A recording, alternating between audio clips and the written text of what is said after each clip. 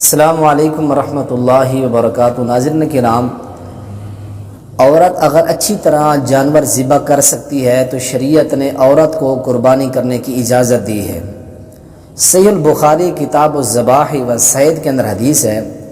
حدیث کے راوی حضرت کعب بن مالک رضی اللہ تعالیٰ عنہ فرماتے ہیں کہ ایک لونڈی اپنی بکریاں وغیرہ چرا رہی تھی تو ایک بکری اچانک مرنے کے قریب ہو گئی۔ اس لونڈی کے پاس کوئی نہ چھری تھی نہ اس کے پاس کوئی چیز تھی۔ اس نے بکری کو پتھر کے ساتھ کوئی دھار والا پتھر تھا، نوکیلا تیز پتھر تھا، اس لونڈی نے اس بکری کو اس پتھر کے ساتھ تکبیر پڑھ کے ذبح کر دیا۔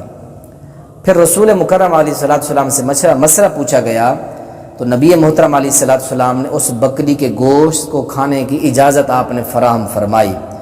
اس حدیث سے کیا معلوم ہوتا ہے کہ خواتین اگر اپنے قربانی کے جانور ذبح کرنا چاہیں تو وہ بھی کر سکتی ہیں، اگر اچھی طرح کر سکتی ہیں۔ یہ نہ ہو کہ درمیان میں چھری پھیرتے ہوئے خون کے فوارے دیکھتے ہوئے ڈر جائیں، سہم جائیں اور پھر جانور کو چھوڑ کے بھاگ جائیں، جانور تڑپتا نہ رہے۔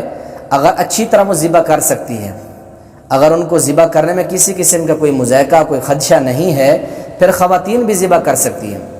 دوسری حدیث ملاحظہ فرمائیں، صحیح البخاری کے اندر حدیث ہے، حضرت ابو موسیٰ اشعری رضی اللہ تعالیٰ عنہ نے اپنی بیٹیوں کو حکم دیا تھا کہ تم اپنی اپنی قربانیاں خود ذبح کرو۔ اور اس حدیث کی شرح میں علامہ عینی حنفی رحمۃ اللہ علیہ عمدۃ القاری کے اندر فرماتے ہیں، اگر خواتین کو جانور اچھی طرح ذبح کرنا آتا ہے تو خواتین بھی اپنے قربانی کے جانوروں کو خود ذبح کر سکتی ہیں۔ تو ان دونوں روایتوں سے کیا معلوم ہوتا ہے، اگر خواتین اچھی طرح جانور ذبح کر سکتی ہیں، ان کو ذبح کرنے کا طریقہ بھی آتا ہے کہ جانور کس طرح لٹانا ہے اور جانور کی گردن کی کس جگہ پر چھری رکھنی ہے اور کس طرح ہم نے تکبیر پڑھنی ہے۔ اگر خواتین کو ان مسائل کا اچھی طرح معلومات اور علم ہے تو خواتین بھی اپنی قربانی کے جانوروں کو خود ذبح کر سکتی ہیں۔ السلام علیکم۔